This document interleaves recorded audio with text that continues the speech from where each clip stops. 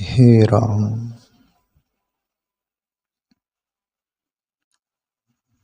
हाँ प्यारे मित्रों,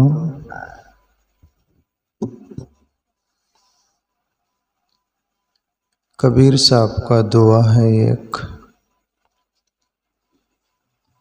उस पर चर्चा करेंगे, सत्संग करेंगे अपन, और जो भी संदर्भ में आ जाए दुआ के। बहुत पसारा मत करो कर थोड़े की आस, बहुत पसारा जिन किया वे भी गए निराश। कबीर साहब।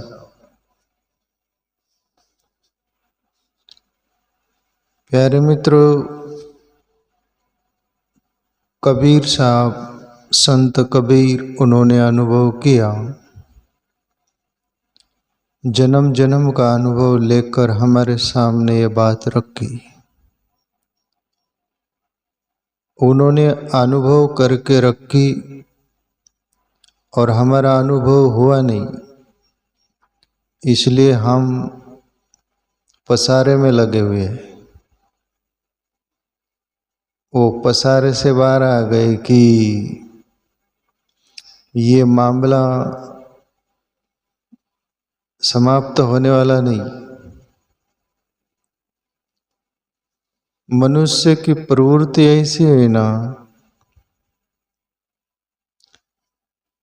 आप भिखारी को तो देख के जे सब देख के ना, भिखारी का मन देखो, आमिर का भी मन कोई मनुष्य का ही मन है, वो भी ये भी दोनों। पर आमिर व्यक्ति इकट्ठा करने में, जमा करने में लगा हुआ रहता है, भिखारी भी लगा हुआ रहता है।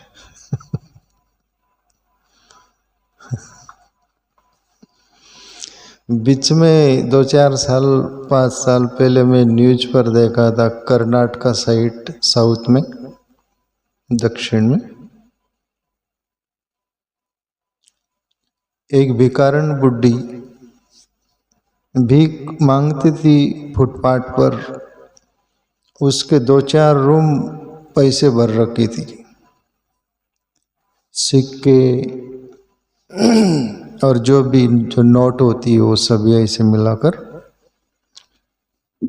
बुजुर्ग हो गई, सीधी खाती पीती नहीं, कोई सुख सुविधा नहीं, उठ रहे चंदा हुए धंधा, सुबह उठना और चौरा वो फुटपाथ पर जाना, भीख मांगना। 4 रूम 5 रूम, कितनी रूम थी क्या नहीं, बहुत मशीन खराब हो गई वो गिनने में। ऐसा बोलो तो वो गिनने वाले सिक्के तो बहुत बोरिंग हो गए, न्यूज पर आया था। तो वो बुड्ढी रोए बहुत सारा कि मेरे पैसे क्यों ले जा रहे, मेरे तुमको भी देंगे पर कितने, गिने तो सही, और आप इतने सारे पैसे होकर भीखी मांग रही, ये भी आश्चर्य। वो बोले कि मैं जब तक रहूंगी तब तक भीखी मांगूंगी, बोले। वो लोग बोले कि माता जी बहुत हो गया, इतने पैसे आए, थोड़ी जिंदगी सुख चैन से जी लो, हम नहीं ले जाएंगे। नहीं, बोले उस मालिक ने जिंदगी दी है मुझे भीख मांगने के लिए, साथ में ले जाऊंगी। भिखारी भी बस नहीं आता, उसका भी मन मानता नहीं। एक संत गांव में भिक्षा मंगा करते थे, भिक्षा प्रवृत्ति से जीवन चलाते थे पहले जमाने में। गांव नगर वालों ने बोला कि बाबा ये भिक्षा मांगते आपका पूरा नहीं होता, इसलिए ही मांगते ना। तो अपने नगर में एक बादशाह साहब है, और सुबह सुबह चले जाओ, इतना दान दे देता है वो, तो जिंदगी भर मांगना ही नहीं पड़ता, इतना दे देता, आप वहाँ चले जाइए। वो साधु भी सोचा है कि ये सब अभी अपने से बोरिंग हो गए, चलो देख लेंगे। उदास आ गए और सुबह हुई, गए बादशाह साहब के महल।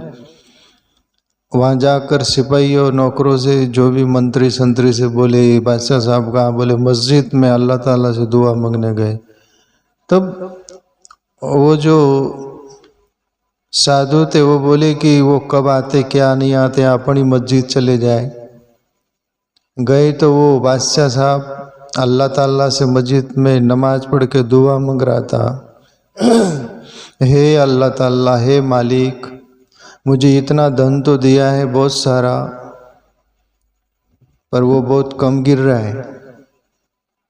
आप एक काम करिए, मुझे और दे दो मालिक, मुझे बहुत धन दे दो और हे अल्लाह ताला दे दो। तब वो साधु बोला कि धिक्कार है मेरे को भी, मैं भिखारी के पास आ गया। फुटपाथ पर का भिखारी और इस भिखारी में क्या फर्क। जिसको परमात्मा ने इतना सारा दिया वो भी अल्लाह ताला से बोल रहा है बहुत दे दे मुझे, और इतना मिलकर भी भिखारी पना है तो धिक्कार। कटोरा को फेंका जो होगा पात्र। फकीरी में भी मुझे मांगने की शर्म आती है। हे अल्लाह, अब तेरा हो गया, किसी के आगे हाथ फैलाया नहीं जा, फेंक दिया और अपने झोपड़े कुटिया पर आ गया। तब पता चला वो साधु को कि यहाँ बादशाह राजा वो भी भिखारी है, फुटपाथ वाला भिखारी है। कबीर साहब को भी ये पता चल गया प्यारे मित्रों, इसलिए उन्होंने बोला कि बहुत पसारा मत करो, कर थोड़े की आस। बहुत पसारा जिन किया वे भी गए निराश। मोरारी बापू से एक बार मैं कभी सुना था, बहुत साल पहले काठियावाड़ में कहीं उधर कथा एक बार उन्होंने की थी, दोबारा वहाँ पर कथा हुई थी कुछ सालों बाद। तो मोरारी बापू गए, वहाँ के आश्रम के जो महंत थे और गुजराती में बोले बापू कि बापू बहु वधी गयो आश्रम। तब वो आश्रम के महंत मालिक जो थे ना, वो संत साधु संत, वो बोले नहीं बापू, बद्दू वाळवानु काम छे। बोले झाड़ू मारने का काम है बापू, कुछ नहीं, ये सब बढ़कर दिमाग को तान हो गया, टेंशन आ गया।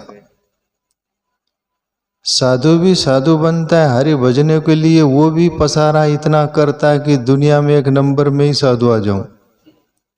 धनवान भी बोलता है कि दुनिया में एक नंबर में धनवान की पहली लिस्ट में आ जाऊं। आप करेंगे क्या आदमी। इसलिए कबीर सब जानकर आपने को सावधान कर, भैया सावधान, बहुत पसारा मत करो, कर थोड़े की आस। बहुत पसारा जिन किया वे भी गए निराश। बहुत पसारा जो किए वो सब छोड़ गए, और जाते समय उनको लगा कि मैं फालतूपना किया। सिकंदर नहीं बोला कि मैं जाते समय मेरा हाथ बाहर कर देना। लोगों ने बोला ऐसा क्यों, नियम तो नहीं है। बोले मैं दुनिया को मैसेज देना चाहूँ, मैं सब ले जाना चाहता था पर ले नहीं जा रहा, खाली हाथ आया था खाली हाथ जा रहा हूँ। मैं पागलपन किया, तुम मत करना। और यहाँ जो देखो वहाँ उसमें ही लगे हुए हैं, तो बोध कहाँ से लेना। आपको कभी विचार आया क्या? कोई विचार नहीं आ रहा, तो फिर क्या मजा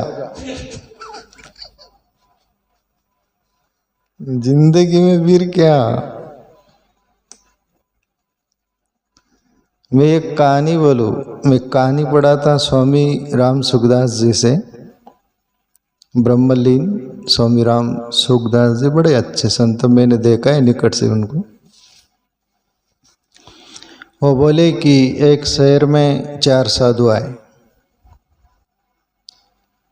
और चारों रुकने का भी अंदाज उनका। एक रुका चौराहा पर, चौराहा होता है 4 रास्ता चौफुली, वहाँ बैठ गए आसन जमा कर। दूसरा साधु रुका घंटा घर, घंटा घर मतलब ये जो घड़ी का घंटा, घंटा घर वो टाइम बताने का। एक घंटा घर में रुका, एक चौराहा पर रुका, और तीसरा कचेरी में रुका। कचेरी होती है ना, ये कोर्ट कचेरी, जहाँ कोई भी अपराधी आते हैं वहाँ, एक कचेरी में रुका। और चौथा मशान घाट में रुका।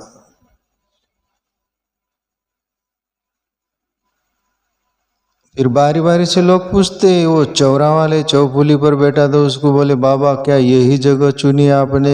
ये तो साधु संत एकांत में रहते और आप यहाँ क्या लोकांत में? ये क्यों, कैसा, इसका तात्पर्य क्या?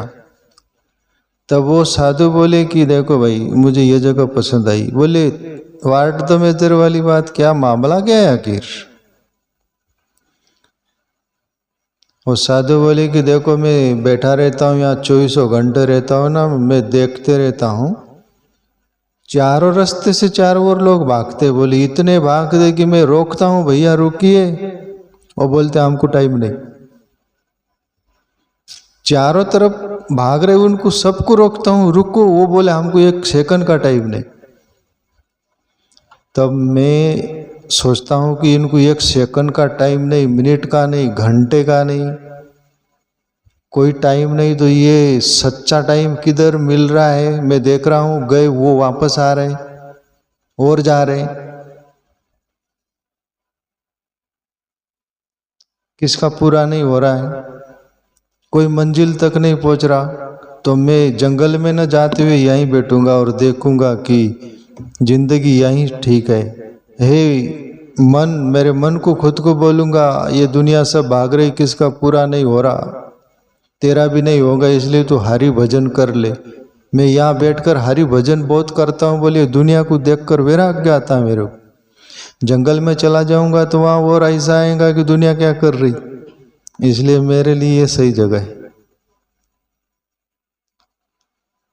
और आपने को भी जिंदगी में जहाँ वैराग्य है, परमात्मा की याद है, और ये नाशवंत जगत जो है, नश्वरता का हमें बोध हो, कुछ सूझबूझ हो, आप घर में रहो कि किधर भी रहो, आपके लिए वैराग्य भूमि है वो।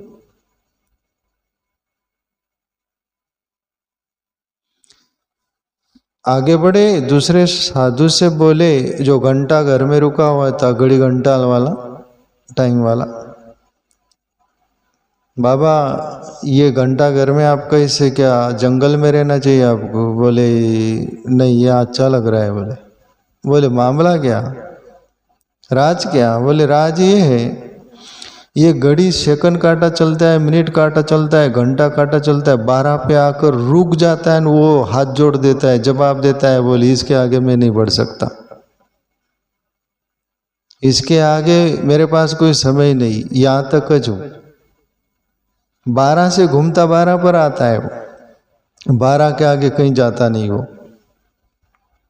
इसलिए घड़ी से मेरे को बोध मिला, बोले कि यहाँ रात 12 घंटे, दिन में 12 घंटे, 24 घंटे में दुनिया बहुत दौड़ धूप कर रही, कहीं नहीं पहुंच रही, तू भी कहीं नहीं पहुंचेगा, यहीं बैठ घड़ी तरफ देखो और भजन कर।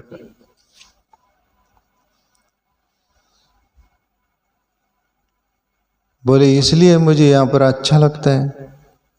लोग बोलते हैं ना मेरे को टाइम नहीं, मेरे को समय नहीं, पर समय भी 12 बजे पर रुक जाता है, तू कब रुकेगा?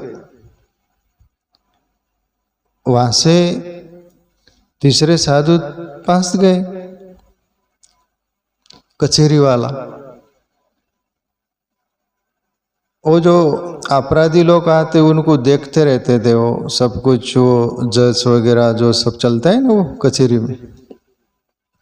लोग बोले बाबा आपको यही जगह अच्छी लगी, आपको भी? ये 4 साधु आए हुए बड़े गजब के लग रहे। बोले कचेरी में क्या, कैसा, क्या मतलब, क्यों रुके, क्या रुके, तात्पर्य क्या? बोले राज को राज नहीं, राज खोलो। बोले कचेरी वाला साधु बोले कि भाई मैं देखता हूं ये जो सजा दे रहे हैं जज वगैरह सब कुछ, और अपराध कोई कर रहा है और सजा कोई दे रहा है। बोले अपराध कोई कर रहा है और सजा दूसरा दे रहा है, तो उस पर से मैं बोध ले रहा हूं कि अपराध करना ही नहीं, इसलिए कोई सजा देगा ही नहीं। इसलिए मैं खुद को बोलता हूं कि जिंदगी में अपराध करना नहीं है अपने को, तो किसी से सजा नहीं मिलेंगी, आजाद जिंदगी जिएंगे। इसलिए मुझे ये बोध मिला करके मैं यहाँ बैठकर ईश्वर का भजन करता हूँ, आत्मचिंतन करता हूँ, और अपराध नहीं करता बोले मैं, इसलिए मेरे लिए ये जगह अच्छी लगी मुझे।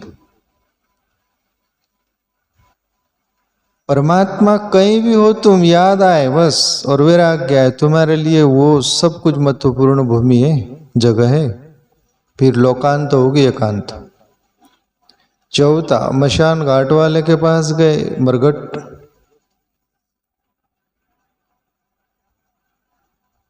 बोले बाबा आप क्या चुने जगह, या मरघट है, यहाँ लोग जलाने आते, और यहाँ कैसे, क्या आप क्या क्या मामला है, कुछ राज बताओ इसका। वो साधु बोले कि भाई मैं ये देख रहा हूँ, बोले यहाँ आकर मुझे ये पता चला कि दुनिया शहर सिटी गांव में कहीं भी नगर में घर में दुनिया कायम नहीं रहती, शमशान में ही आती है, मशान घाट में ही आती, मरघट पर ही आती, बोले आखिरी ठिकाना ये। फिर यहाँ आ गई तो यहाँ से कहीं जाती नहीं बोले वो। इसलिए मेरे को ये बोध मिला कि कहीं भी रह लो यहीं आना पड़ेगा, तो मैं आज ही आ गया है। आप मेरे को कहीं जाना नहीं, मुझे भजन करना है, कभी भी मृत्यु होगी ये जला दिया जाएगा या गड़ा दिया, जो भी कुछ। इसलिए यहाँ वैराग्य आता है, मेरे लिए ये भजन करने के लिए जगह है बोले। तो इन साधु पर से भी ये ले लो, जहाँ भी कहीं रहे ये पता चला कि बहुत पसारा मत करो, कर थोड़े की आस। बहुत पसारा जिन किया वे भी गए निराश। तुम्हारी अपनी जिंदगी में देखते कि नहीं, देखते कि नहीं, सीधे देखते कि उल्टे, तुम सीधा देखा करो, बिल्कुल पक्का देखा करो, पता चलेगा। और बेहोशी में पता नहीं चलता। क्या देखना है, ये प्रैक्टिकल है, आपका जीवन का अनुभव है, पर पता नहीं रहता ना। कोई साधु संत अनुभवी बताए तो पता चलता है।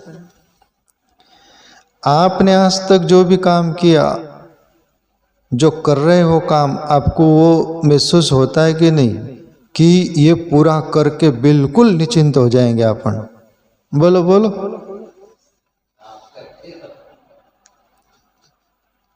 अरे मैं भी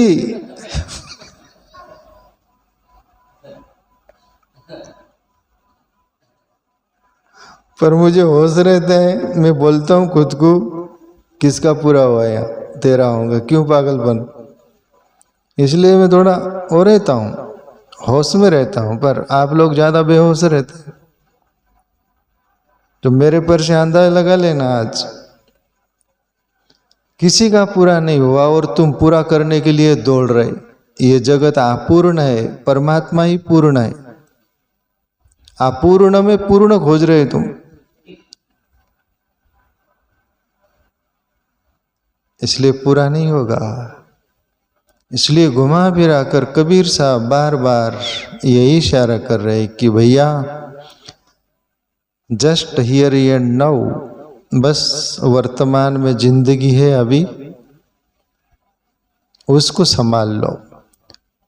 हम पागलपन क्या करते, भूतकाल की सोचते, ऐसा हो गया वैसा हो गया, दिमाग में पागल की तरह घुमाते रहते, वही मीटर चलता है। कोई बोलता है इतना क्या तनाव में लग रहे हो, टेंशन में लग रहे हो, नहीं मेरे को, मेरे अंदर से जाता नहीं हो। अरे अंदर से निकाल, भूतकाल को पकड़ के बैठे रहता है।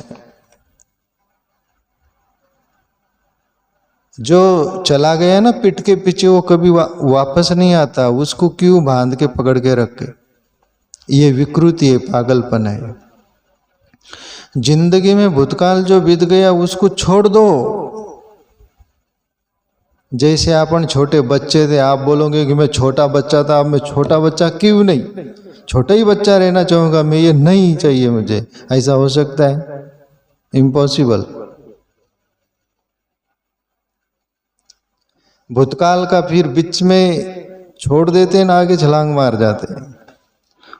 वर्तमान, प्रेजेंट टेंस,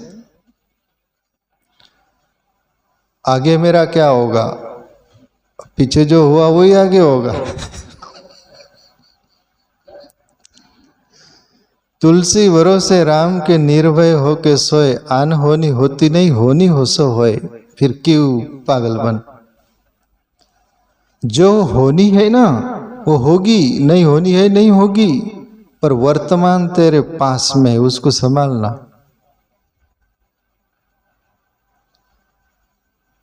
एक संत थे,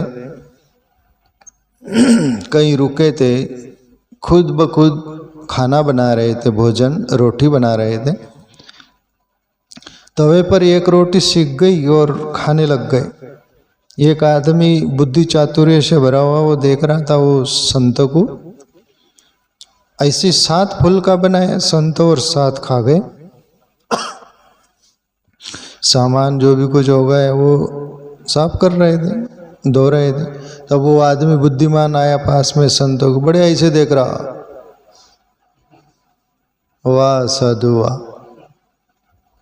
मैं तो सोचा था साधु लोग अच्छे बुद्धिमान रहते, आप तो घटिया लग रहे बाबा। साधु वो संत बोले भैया हो गया क्या, तेरा क्या बिगाड़ा में। बोली 7 फुल्का आपने खाया, मैं देखा तो एक खट्टे बना लेते और एक साथ खा लेते, एक एक बनाए और बार बार वो खाते गए, ऐसा क्यों। अरे बोले रहने दो ना, मैंने बनाया मैंने खाया, तेरे को तकलीफ क्या। नहीं बताओ राज बताओ। दूसरों का राज जानने में इतने उत्सुक क्या तुमको, खुद का राज क्यों नहीं जानते। खुद के राज तरफ कोई ख्याल नहीं देता, दूसरों का ही राज। संतों को बोले राज बताओ इसके पीछे। बोले देखो मैं वर्तमान में जीने वाला आदमी हूँ, भविष्य काल और भूतकाल में नहीं जीता मैं। उस मालिक ने, परमात्मा ने जिंदगी मुझे दी है, एक रोटी बना लिया, मैं तब तक मेरी श्वास चल रही, मैं जिंदा हूं तो खा लूँ ना, 2 रोटी के चक्कर में क्यों पड़ूं। एक रोटी बना लिया, 2 रोटी बना रहा हूं, उसमें हार्ट अटैक आ जाए, गिर जाऊं, कौन खाएगा, तेरा बाप।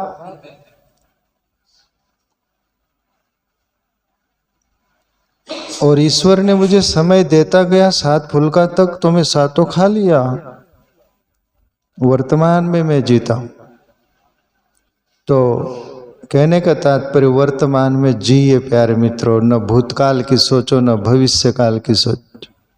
दोनों वर्तमान में ही पैदा होते।